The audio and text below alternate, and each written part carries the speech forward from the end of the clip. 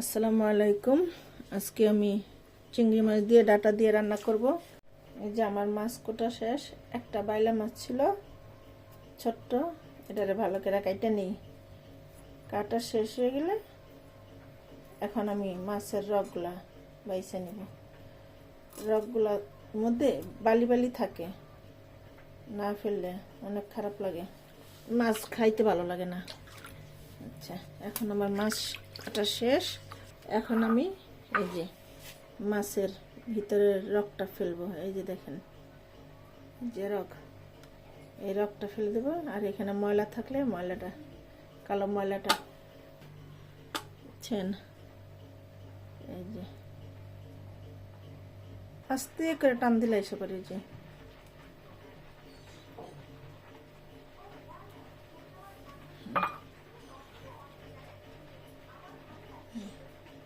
এগুলো চিংড়ি মাছ আনছে, এগুলো অনেক আগে আনছিল। মাছগুলো বেশি ভালো পড়ে নাই, লোকদের কাছে মাছগুলো একটু ইয়ে হয়ে গেছিল। এখন খাইলে শুটকি শুটকি লাগে, তরকারি রান্না করে খাইলে। এখন আমি এগুলার বাইসা শুধু তেলে ভাজবো, তাই খারাপ লাগে না তো একটা, কিন্তু তরকারির সাথে ভালো লাগে না। এই যে সম্পূর্ণ বাছা শেষ। মাছগুলোতে এটাগুলোতে লেজ ফালাইনি, লেজ ফালানো হয়নি, কারণ এগুলো ভাইজা খাবো তো। চিংড়ি মাছের মাথায় না ফালাইলে কি হয়, তারপরও ফালাইলাম, বেশি সুবিধার না, এই জন্য। এখন চিংড়ি মাছগুলো ভাজবো।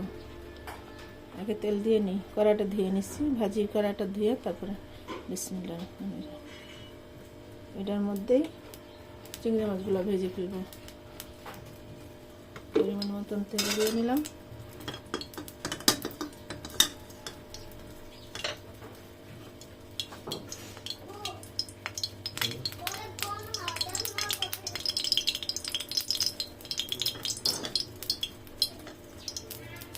তেল গরম হয়ে গেছে, এখন মাছগুলো ছেড়ে দেবো।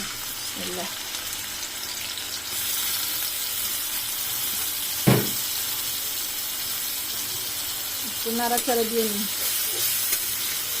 চিংড়ি মাছ যেমনি খুশি এমনি নাড়াচাড়া যায়, ভাঙার ভয় নেই, যেমনি মন চায়। অন্যান্য মাছ তো পারা যায় না, যে ভেঙে যাবে ভেঙে যাবে, আর এটা যেভাবে মন চায় সেভাবেই। মাছগুলো ভালোই ভাজা হয়ে গেছে। এখন আমি এক সাইড করে এক পাশে মরিচগুলো ভেজে নেব।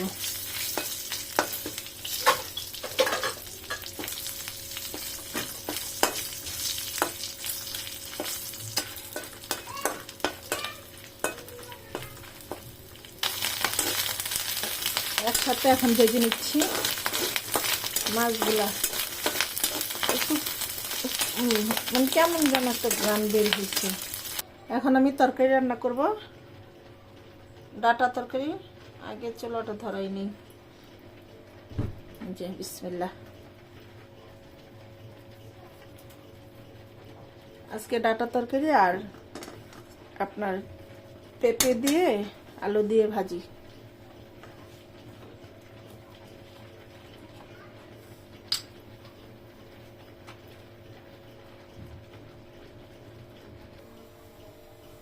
বিসমিল্লাহ, তেল দিয়ে দিলাম।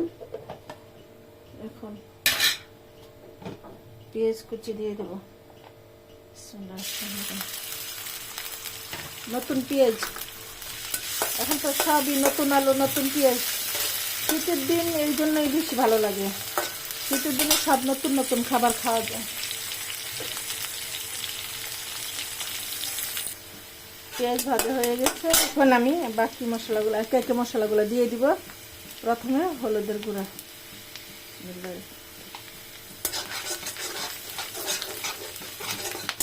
একটু নাড়াচাড়া দিয়ে মিশাই নিই। আমি সবসময় তেলের মধ্যে হলুদ দিই, তাহলে হলুদের একটা গন্ধ থাকে, ওই গন্ধটা থাকে না, ভাজা হয়ে যায়। এখন একটু পানি দিয়ে দিই। আবার অতিরিক্ত করলে তো আপনার ইয়ে হয়ে যাবে, পুড়ে যাবে, সেই জন্য আর বেশি ভাজা হলো না। এখন দিয়ে দিব গুঁড়া মরিচের গুঁড়া,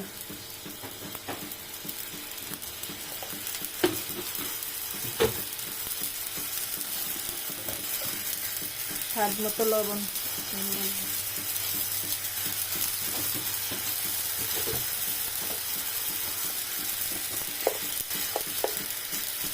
ধনিয়া গুঁড়া,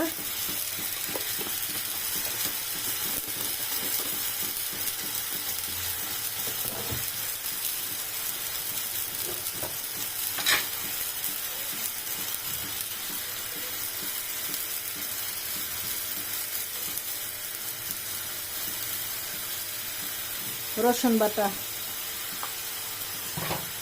এখন ভালো করে মশলাটা কষাই নিব।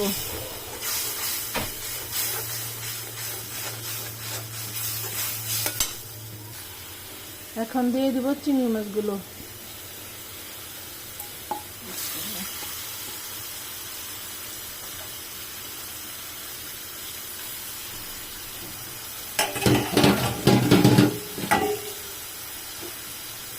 চিংড়ি মাছগুলো ভালো করে কষাই নিব।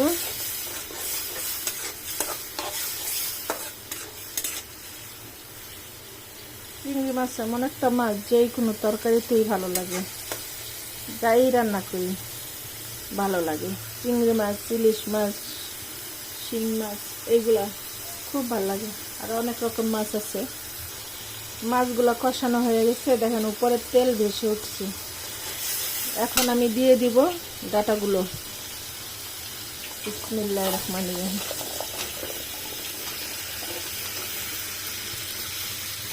ডাটাগুলো দেওয়া হয়ে গেছে। এখন আমি ভালো করে কষাই নেব।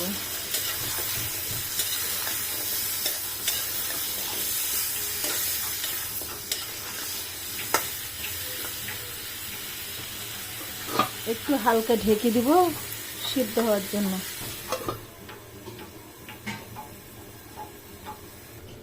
একটু ঢাকনাটা উঠা দেখে নাড়াচাড়া দিয়ে নিই, নইলে আবার লেগে যেতে পারে না। নিচে লেগে গেলে তো ভাল লাগবে না।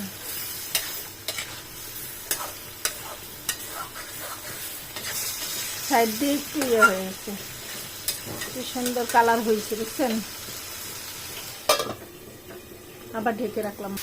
এই যে কষানো হয়ে গেছে। এখন পরিমাণ মতো তরকারিতে ঝোল দিয়ে দিব।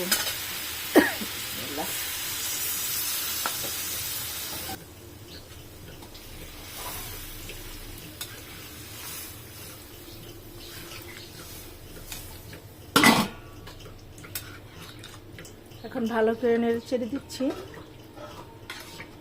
সিদ্ধ হবে। এখন ঢেকে দিই, ঢেকে দিলে সিদ্ধ হবে। এটা সিদ্ধ হইতে থাকো আর আমি পাশে আবার কত। এখন আমার তরকারি প্রায় হয়ে গেছে, সিদ্ধ হয়ে গেছে অনেক সুন্দর। এখন আমি ধনিয়া পাতা কেটে দিব। হাতের উপরে সিজার দিয়ে আমি ধনিয়া পাতা কাটি, বটি নেওয়ার ঝামেলা। সবসময় আমি বেশিরভাগ সিজার আর ছুরি এগুলো ব্যবহার করি। বারবার কে নুইতে যাইব, নিচে বসো, দাঁড়াও, উঠো।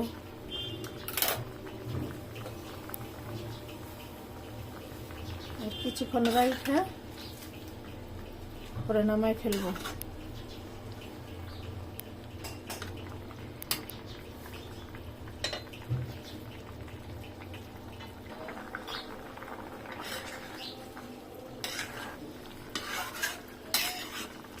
এখন হয়ে গেছে আমার রান্না। এখন আমি একটা সসপ্যানে ঢেলে রাখবো।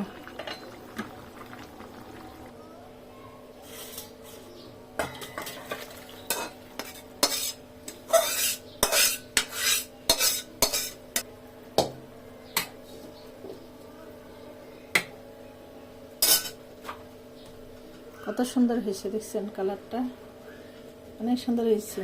আর চিংড়ি মাছ দিয়ে ডাটা খাইতে এমন অনেক স্বাদ। এখন আমি কড়াইটা ধুয়ে আবার বসাই দিলাম। পেঁপে ভাজি করব। বিসমিল্লাহ। তেল দিয়ে দিই।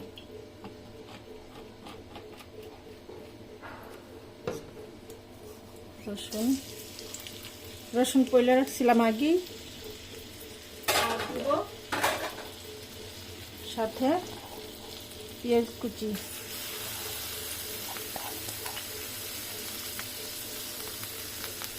আমি সচরাচর পেঁয়াজ দেই না, কিন্তু নতুন পেঁয়াজ আগে পয়লা রাখা হয়েছিল, এখন রাইখা দিলে দেখা যাবে পেঁয়াজগুলা নষ্ট হয়ে যেতেছে। এত দামের পেঁয়াজ ফালানোর চাইতে খায়া ফলানো ভালো অনেক। সেই জন্য আমি পেঁয়াজগুলো দিয়ে দিলাম। এখন এগুলো ভালো করে একটু লাল লাল করে ভাজে তারপর পেঁপেগুলো দিয়ে দিব। ভালো করে ভাজা হইলে তো তেল হলুদ দিয়ে দিব তেলের মধ্যে। বিসমিল্লাহ। আমার আম্মা আগে আমাদেরকে পেঁপে ভাজি করে খাওয়াইতো, ভাল লাগে পেঁপে ভাজি অনেক। আর এমনি তো পেঁপে খাওয়া তো উপকার, শরীরের জন্য অনেক উপকার।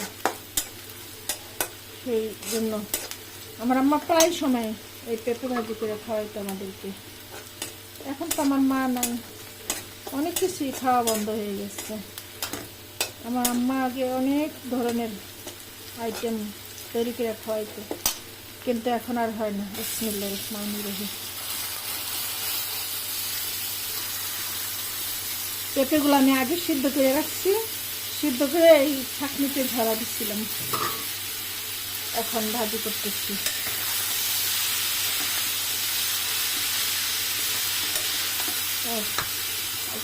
আগে কতগুলো কাঁচামরিচ কাইটে রাখছিলাম, এগুলো দিয়ে দিব। আমার বাচ্চারাও পছন্দ করে খায় পেঁপে ভাজি, ওদেরও পছন্দ। ভালো করে মিশাই নিই, পরে আস্তে আস্তে আগে রসুন পেঁয়াজগুলা পেঁপে ভাজির মধ্যে ভালো করে মিশাই নিতেছি।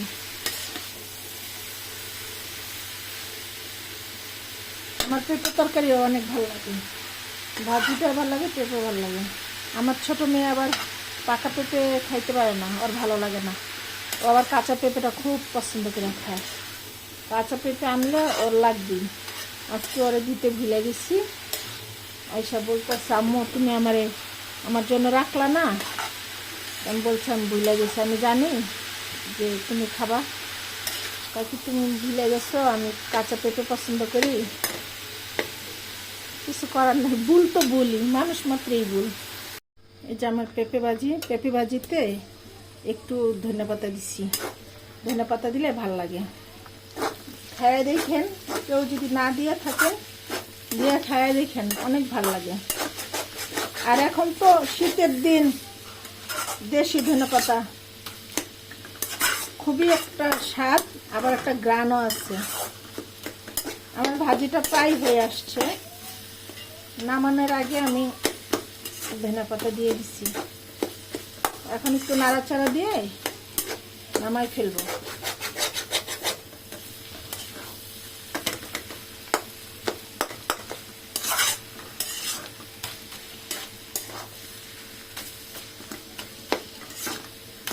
আমি প্রথম লবণ দিতে ভুলে গেছিলাম, পরে মনে হয়েছে লবণ দিছি, কিন্তু আপনাদেরকে দেখাইতে ভুলে গেছি, কিন্তু লবণ দেওয়া হয়েছে।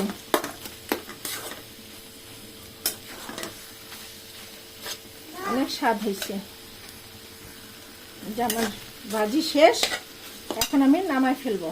চুলাটা অফ করে দিই। এখন আমি বাটিতে বেড়ে নিচ্ছি।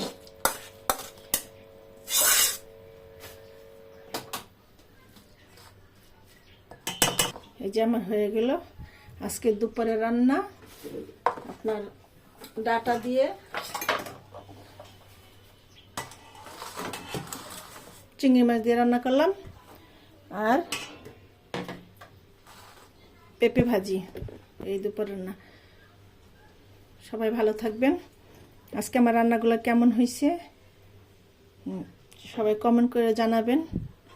আর এরকম করে যেন আমি নতুন নতুন ভিডিও দিতে পারি আপনাদেরকে। সবাই আমার পাশে থাকবেন, আর বেশি বেশি করে লাইক কমেন্ট শেয়ার করেন। প্লিজ শেয়ার করেন, পাশে থাকেন।